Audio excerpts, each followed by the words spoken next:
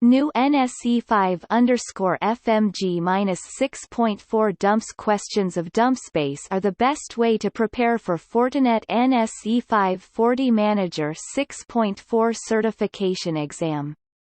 The real NS5-FMG-6.4 dumps coming with actual questions and verified answers know everything you need to prepare for Fortinet NSE 5 certification exam. We ensure that you can pass Fortinet NSE 5-FortiManager 6.4 certification exam successfully by reading Fortinet NSE 5-FMG-6.4 dumps. Questions of DumpsBase. This video shares free NSE 5-FMG-6.4 dumps to help you check the quality of Fortinet NSE 5-FMG-6.4 exam dumps.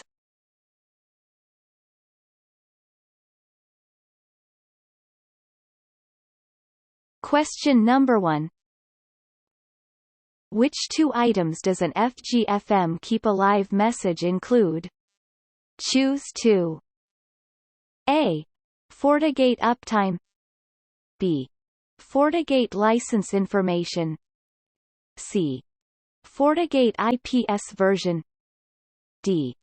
FortiGate configuration checksum. Answer. C, D.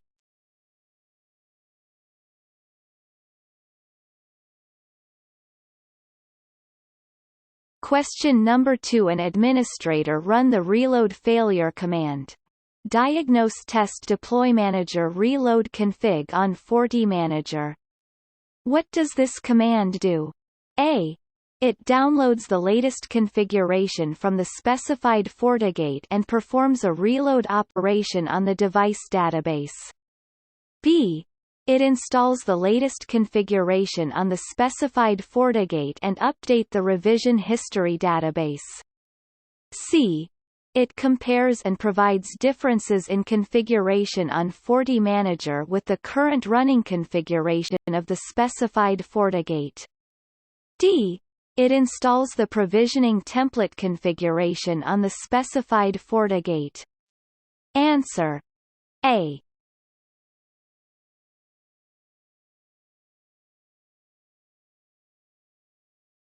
Question number 3. An administrator wants to delete an address object that is currently referenced in a firewall policy. What can the administrator expect to happen? A. FortiManager will not allow the administrator to delete a referenced address object. B. FortiManager will disable the status of the referenced firewall policy. C. FortiManager will replace the deleted address object with the none address object in the referenced firewall policy. D. FortiManager will replace the deleted address object with all address object in the referenced firewall policy. Answer. C.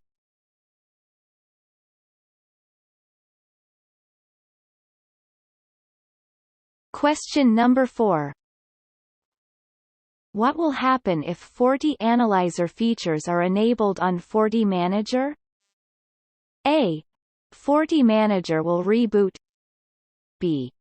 FortiManager will send the logging configuration to the managed devices so the managed devices will start sending logs to FortiManager. C. FortiManager will enable ADOMs automatically to collect logs from non-FortiGate devices. D.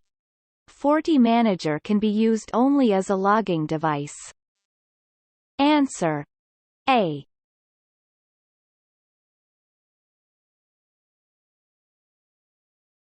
Question number 5.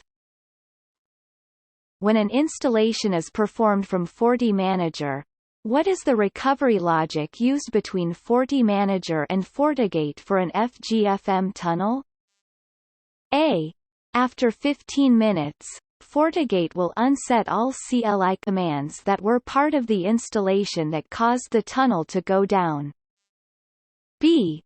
FortiManager will revert and install a previous configuration revision on the managed FortiGate. C. FortiGate will reject the CLI commands that will cause the tunnel to go down. D. FortiManager will not push the CLI commands as a part of the installation that will cause the tunnel to go down. Answer A.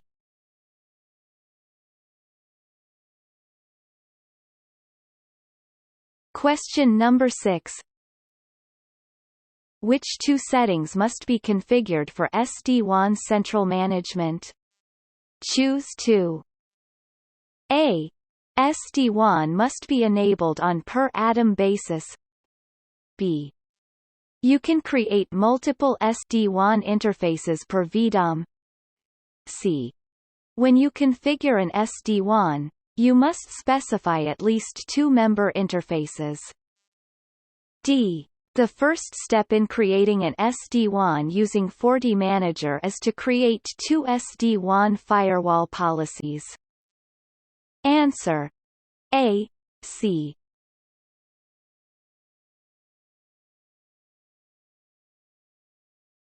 Question number 7.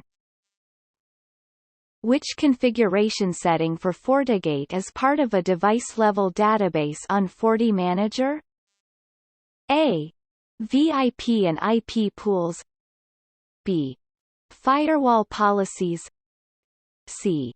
Security profiles. D. Routing. Answer D.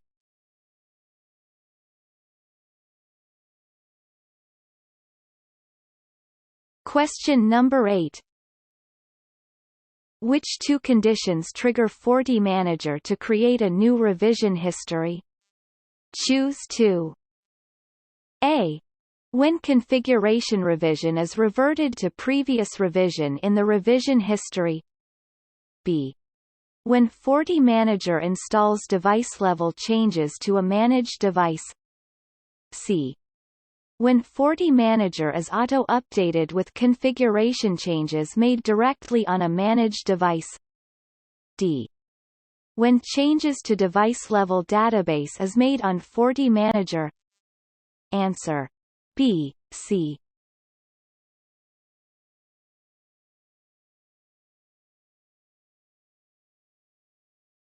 Question number 9. An administrator would like to create an SD-WAN using central management in the training atom. To create an SD-WAN using central management, which two steps must be completed? Choose two. A. Specify a gateway address when you create a default SD-WAN static route. B. Enable SD-WAN central management in the training atom. C. Configure and install the SD-WAN firewall policy and SD-WAN static route before installing the SD-WAN template settings. D. Remove all the interface references such as routes or policies that will be a part of SD-WAN member interfaces. Answer B, D.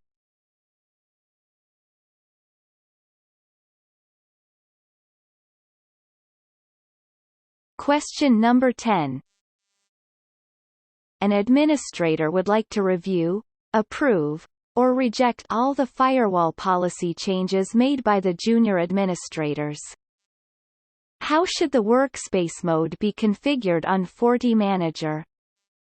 A. Set to workflow and use the atom locking feature.